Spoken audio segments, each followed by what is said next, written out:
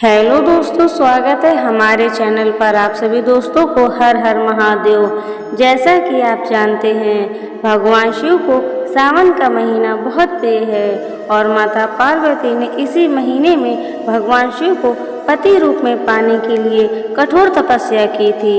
इसीलिए सावन के सोमवार का व्रत बहुत महत्वपूर्ण माना जाता है। आज हम सुनेंगे सावन के पवित्र सोमवार की व्रत कथा। तो चलिए अब शुरू करते हैं आज की व्रत कथा। एक साहूकार था जो भगवान शिव का अनन्य भक्त था। उसके पास धन धान किसी भी चीज की कमी नहीं थी, लेकिन उसकी कोई संतान नहीं थी और वह इसी कामना को लेकर रोज शिव जी के मंदिर जाकर दीपक जलाता था। उसके इस भक्ति भाव को देखकर एक दिन माता पार्वती ने भगवान शिव से कहा कि प्रभु, यह साहूकार आपका अनन्य भक्त है। इसको किसी बात का कष्ट है तो आपको उसे अवश्य दूर करना चाहिए।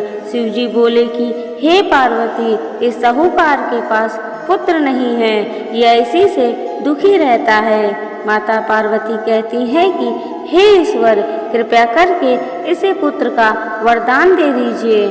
तब भोलेनाथ ने कहा कि हे पार्वती, साहूकार के भाग्य में पुत्र का योग नहीं है। ऐसे में अगर उसे पुत्र प्राप्ति का वरदान मिल भी गया तो वह केवल 12 वर्ष की आयु तक ही जीवित रहेगा।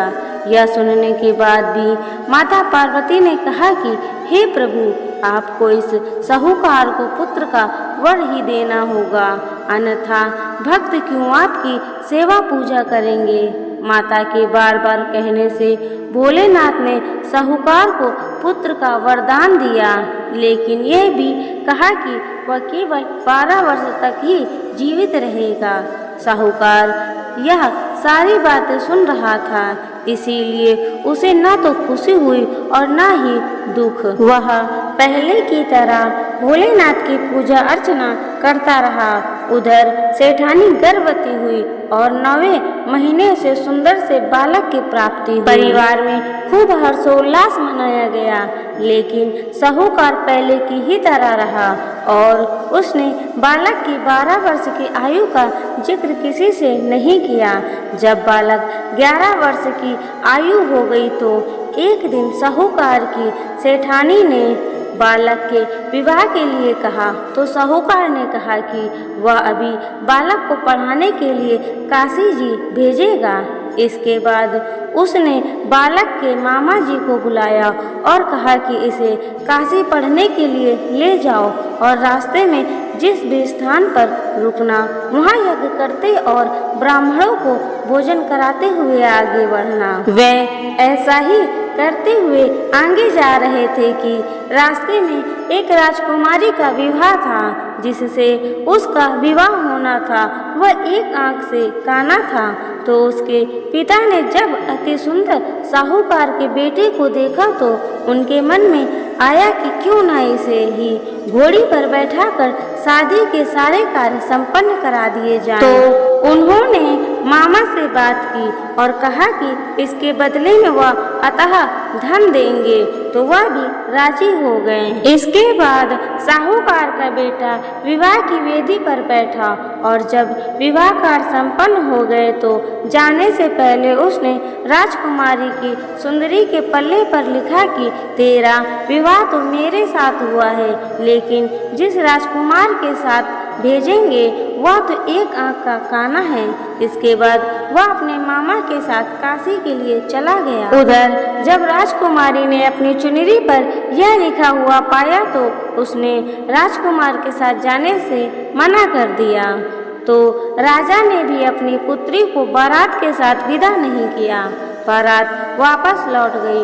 उधर मामा और भांजे काशी पहुंच गए थे। एक दिन जब मामा ने यज्ञ रखा था और भांजा बहुत देर तक बाहर नहीं आया तो मामा ने अंदर जाकर देखा तो भांजे के प्राण निकल चुके थे। वह बहुत परेशान हुए, लेकिन सोचा कि अभी रोना पिटना मचाया तो ब्राह्मण चले जाएंगे और यज्ञ का कार्य अधूरा रह जाएगा। जब यज्ञ संपन्न हुआ तो मामा ने रोना पिटना शुरू किया।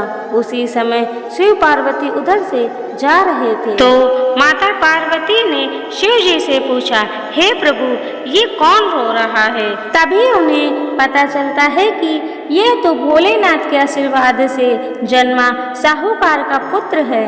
तब माता पार्वती कहती है कि हे स्वामी, इसे जीवित कर दें, अन्यथा रोते रोते इसके माता पिता के प्राण निकल जाएंगे। तब भोलेनाथ ने कहा कि हे पार्वती, इसकी आयु इतनी ही थी सो वह भोग चुका। लेकिन माँ के बार बार आग्रह करने पर भोलेनाथ ने उसे जीवित कर दिया। लड़का ओम नमः शिवाय करते हुए जी उठा और मामा भांजे दोनों ने ईश्वर को धन्यवाद दिया और अपनी नगरी की ओर लौटे। रास्ते में वही नगर पड़ा और राजकुमारी ने उन्हें पहचान लिया। तब राजा ने राजकुमारी को साहूकार के बेटे के साथ बहुत सारे धन धान्य के साथ विदा किया। उधर साहूकार और उसकी पत्नी छत पर बैठे थे। उन्होंने यह प्रण कर रखा था कि यदि उनका पुत्र सकुशल न लौटा तो वह छत से कूदकर अपने प्राण त्याग देंगे। तभी लड़के के मामा ने आकर साहूकार के बेटे और बहू के आने का समाचार सुनाया, लेकिन वो नहीं माने तो मामा ने शपथ पूर्वक कहा।